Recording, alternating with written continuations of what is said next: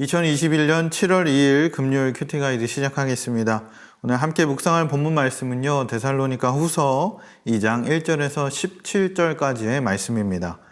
오늘 본문을 보게 되면 사도 바울은 이 데살로니가 교회 성도들에게 주의 날이 이르렀다는 말, 거짓된 종말론에 대해서 쉽게 흔들리거나 두려워하지 말라고 이야기하고 있습니다.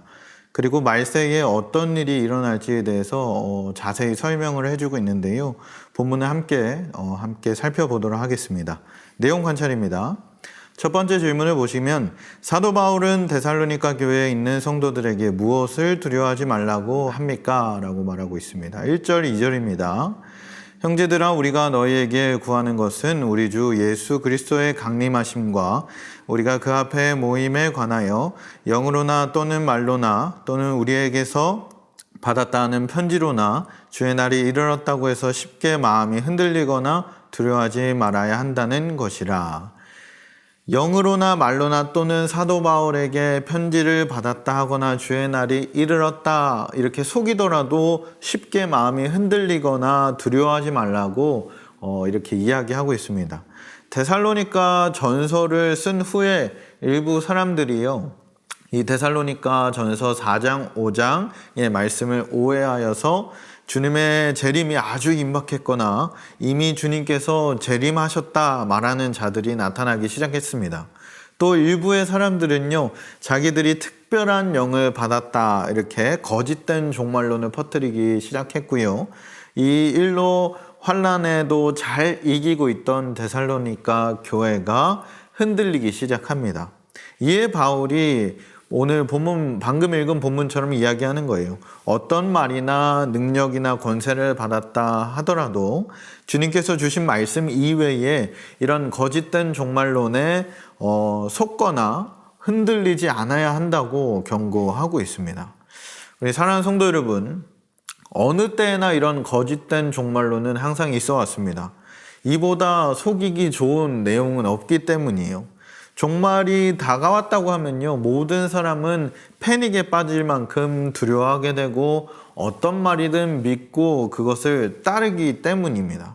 그러므로 이 바울의 경고처럼 우리 또한 이런 거짓된 종말론에 속아 넘어가지 않도록 우리가 날마다 말씀 안에서 깨어 있어야 할 줄 믿습니다. 쉽게 흔들리거나 두려워해서는 안 된다는 의미예요. 두 번째 질문입니다. 주의 날이 이르기 전에 있을 징조는 무엇입니까? 3절에서 기록합니다. 누가 어떻게 하여도 너희가 미혹되지 말라. 먼저 배교하는 일이 있고 저 불법의 사람 곧 멸망의 아들이 나타나기 전에는 그날이 이르지 아니하리니. 3절을 보게 되면 먼저 배교하는 일이 일어난다 기록을 해요. 예수님도요, 재림하기 직전에 엄청난 무리들의 그런 배교가 있을 것임을 말씀하고 있었습니다. 세상에 그런 사치와 향락으로 가득하게 되고 그런 교회 역시 그 사치와 향락을 따라서 이런 세속에 물들게 되면서 사람들이 점차 교회와 성도들에게 실망을 느끼게 됩니다. 자기도 다른 사람에게 실망을 끼치는 사람이 되면서도 그것은 깨닫지 못하고요, 남탓만 하다가 결국에 믿음을 포기하고 예수를 떠나는 자들이 많아지게 될 것이다 라고 이야기하고 있어요. 둘째로 3절 하반절을 보게 되면 멸망의 아들이 나타나기 전에는 그날이 오지 않을 것이다 라고 이야기합니다. 멸망의 아들이요, 사도 요한이 요한계시록을 쓸 당시에 그런 무서운 로마 황제가 될 수도 있고요, 그런 특정한 사람이 될 수도 있고 타락한 이 세상 전체를 말하는 것이 될 수 있습니다. 무엇이 되었든 간에 주님을 믿는 그런 많은 성도들이 믿음을 포기하도록 만드는 힘을 가진 이런 멸망의 아들이 나타나기 전에는 그날이 오지 않을 것이다 라고 이야기합니다. 이 말은 역설적으로 이야기한 말인데요, 주님이 오시기 전에는 반드시 이 멸망의 아들이 올 것임을 강조하고 있는 말입니다. 그렇기 때문에 우리도 기억해야 하는 것은 주님이 오시기 전에는 반드시 믿음을 지키기 아주 힘든 때가 올 것이다 라는 것이에요. 그래서 우리 또한 이 말씀을 기억하면서 주님의 때를 기다리고 또한 그렇게 살아가면서 이 말씀 안에서 우리가 굳건히 서 있기를 간절히 소망합니다. 세 번째 질문입니다. 불법의 사람이 나타나 어떤 정체를 드러낼 것이라고 말합니까? 4절 말씀입니다. 그는 대적하는 자라 신이라고 불리는 모든 것과 숭배함을 받는 것에 대항하여 그 위에 자기를 높이고 하나님의 성전에 앉아 자기를 하나님이라고 내세우니라.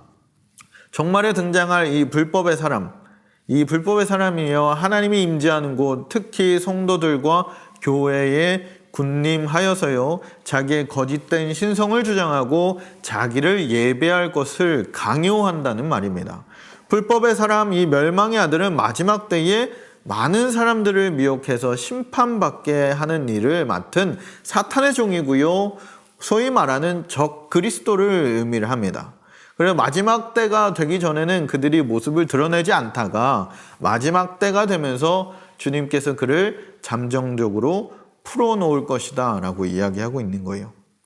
막강한 사단의 그 권세를 가지고 세상에 화려하게 등장할 겁니다. 세상이 그를 주목하고요, 이 멸망의 아들 역시 그 사탄이 자기에게 준 그 힘과 권세 아래서 세상은 그로 말미암아 마치 평화를 얻은 것처럼 이야기를 할 것입니다.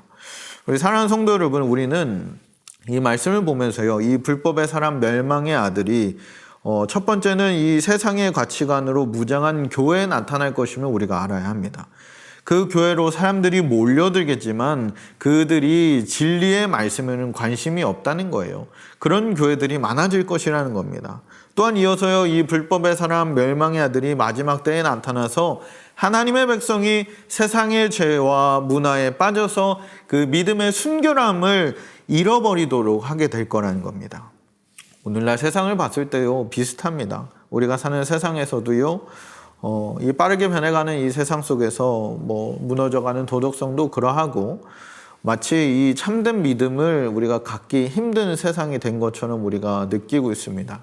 우리는 이러한 상황들을요 잘 인지하고 우리가 기도하면서 그렇게 나아가야 할 줄 믿습니다. 연구와 묵상입니다.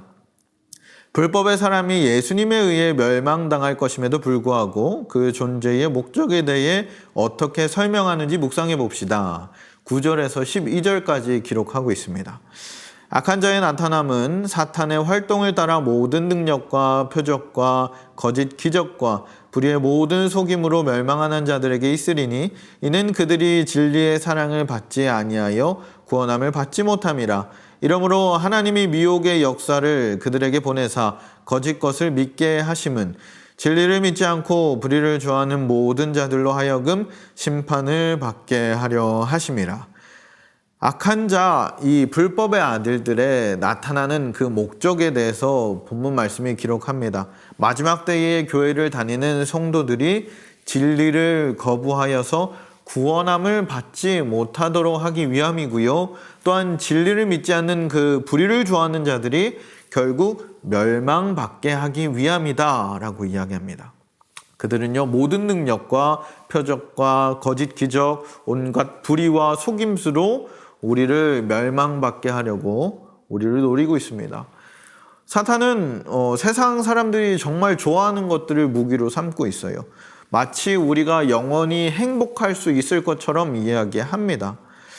하지만 이 사람들이 이런 것들에 쉽게 속아 넘어가는 것은요, 하나님의 은혜는 눈에 보이지 않지만 이러한 사탄의 무기들은 눈에 쉽게 보이기 때문입니다.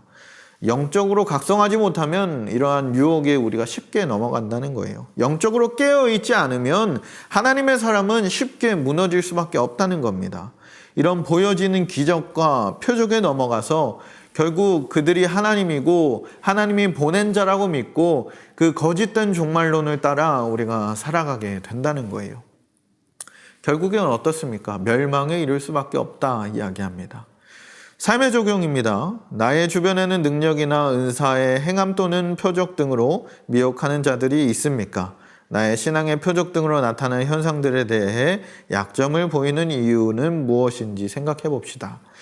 항상 이 불법의 사람, 멸망의 아들들에게 미혹받는 이유는요, 우리가 정말 연약한 사람이고 이 진리의 말씀 위에 굳건히 서서 신앙생활을 하지 못하는 그런 이유 때문입니다. 주변에서 누가 능력이 있다거나 은사를 행하거나 표적과 예언 기도를 한다고 하면 우리가 쉽게 관심을 가지는 게 우리의 정말 큰 약점이에요. 마지막 때에 이 나타날 불법의 사람 멸망의 아들은 주님께서 강림하시기 직전에 일어날 혼란의 주범입니다. 그가 어떤 모습으로 어떻게 나타날지 우리는 알 수 없습니다. 하지만 분명한 것은요, 참된 믿음을 소유한 자들에게는 무너뜨릴 수 없다는 거예요. 그때를 우리는 대비해서 믿음의 훈련을 철저히 해야 할 줄 믿습니다. 군인들이 마치 언제 터질지 모르는 그 전쟁을 대비해서 훈련을 하듯 우리 또한 언제 올지 모르는 혼란에 대해서 미리 대비하고 말씀 위에 굳건히 서 있는 주의 백성들이 되길 소망합니다. 믿음에 그런 준비들이 되어 있지 않으면 그 멸망의 아들들의 유혹에 쉽게 빠져서 우리의 믿음을 저버리고 결국엔 멸망에 이를 수도 있습니다. 오늘 하루 살아가실 때요, 말씀 위에 굳건히 서서 겉으로만 주님을 섬기고 믿는 것이 아니라 우리의 마음과 정성을 다하여 하나님을 믿고 그 참된 믿음을 소유한 자들이 되길 소망합니다. 마지막 때까지 끝까지 주님의 말씀으로 무장하여 그렇게 굳건히 살아내길 소망합니다. 불법의 아들들, 이 멸망의 아들들이 우리를 미혹하고 넘어뜨리려 한다 할지라도 우리가 하늘의 소망을 품고요, 하나님 나라를 바라보고 그 마지막 때를 준비하여 나아가는 그런 주님의 백성들, 그런 맑은 샘 강천교회 모든 성도분들 되시길 주님의 이름으로 축복합니다.